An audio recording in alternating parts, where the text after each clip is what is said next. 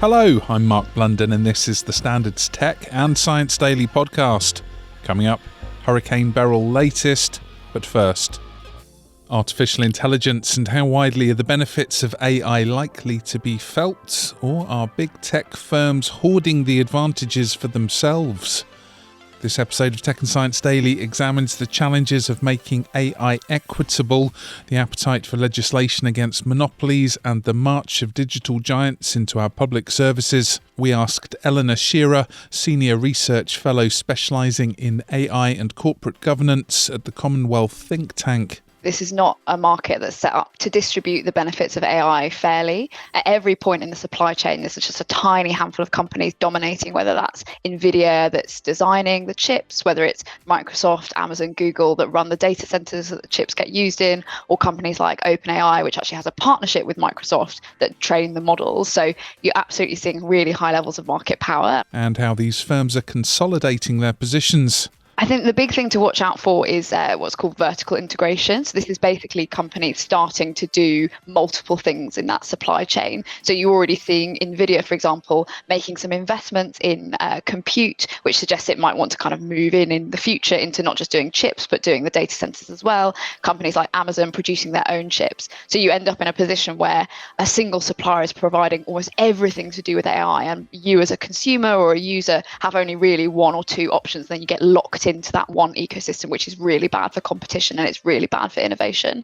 And also about the eco-impact of all that monster computing power needed. These big AI models like ChatGPT that many people will have played around with, they are trained and run off these big data centers that require a lot of electricity and require a lot of water to cool the data centers. So those obviously have big knock-on effects in terms of emissions and in terms of the use of drinkable water, often in quite resource distressed areas. And we have seen protests around the world lately in Mexico where communities are saying we don't want these data centers built because we're worried about the impact on our communities. It's estimated, I think, that every time you as an individual enter a prompt into ChatGPT, it's basically the equivalent of pouring out a bottle of drinking water. And we've also seen companies like Microsoft, who made all these net zero commitments about 2030, their emissions are actually going up because of the resource intensity of the AI that they're doing. We also asked Eleanor about AI companies' outsourcing push into future public services. I absolutely do think that they have an eye on public services, and actually in the US in particular, but I think it's starting to become salient in the UK, a real interest in defence applications. There's a huge amount of growth in defense money and investment in the US in artificial intelligence, and the former head of Google, Eric Schmidt, is a big evangelist for the military applications of AI, which a lot of people are quite concerned about. Also, the general election is nearly here, and Eleanor's been investigating the party's appetite for taming tech giants' power in the AI sector and what's in their manifestos. I've been doing this exercise where I've been through the manifestos to look at what they've said about artificial intelligence. I think what really does stand out is I don't think the parties have yet landed on the kind of retail offer. So when they're talking to the voters, they don't really know what to say in terms of why AI will actually benefit you and your life and why you should care about it. And so it's actually, given it's such a big policy area, if you compare it to something like climate, I think we're seeing a lot less of a coherent strategy. Governments are saying, oh, it's really important and we're going to do something, but you don't really have that language in the same way as an industrial strategy around climate change, for example, where governments are saying, well, this is what we're aiming for, this is the time frame, we're being really specific about our targets. Next.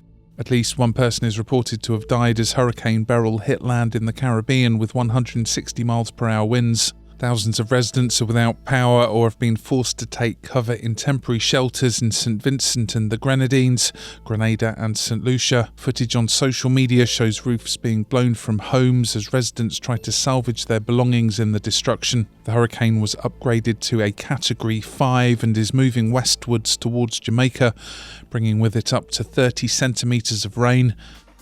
Now, research by the University of Hong Kong and Harvard reports evidence of the benefits of statin use in cutting risk of cardiovascular disease in older adults. The study examined uptake of statins in Hong Kong pensioners and found continuous statin therapy resulted in a 21% risk reduction in cardiovascular diseases in the over 85s.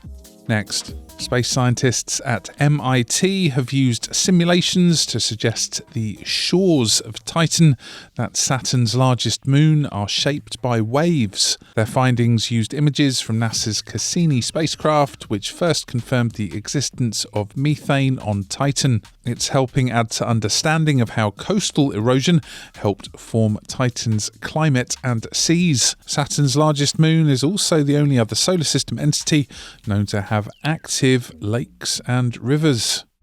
Let's go to the ads. Stay there for more news from the world of tech and science. Plus, take a wander through the stunning pillars of creation, 6,500 light years away. Why not hit follow? In the meantime, give us a rating. Welcome back.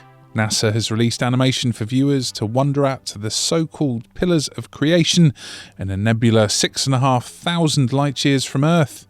It's the most detailed video created of these star-birthing clouds, described as towering tendrils of cosmic dust and gas. The imaging has been made possible by combining observations from NASA's two most powerful galactic spyglasses, that's the James Webb Space Telescope and NASA's Hubble Space Telescope. And thanks to James Webb's infrared spectrum, you can even peer inside 3 light-year tall pillars to see young stars being born. And finally, developer Capcom has a new Resident Evil game in the works. It was confirmed by the video game's series director, Koshi Nakanishi, during the company's Capcom Next live stream events. No details as to what the new title features or a release date, but it follows the 8th installment of the open-world horror franchise called Resident Evil Village. You're up to date. Come back at 4 p.m. for the latest news, interviews and analysis from the Standard podcast here in London. And we'll be back on Wednesday at 1 p.m. See you then.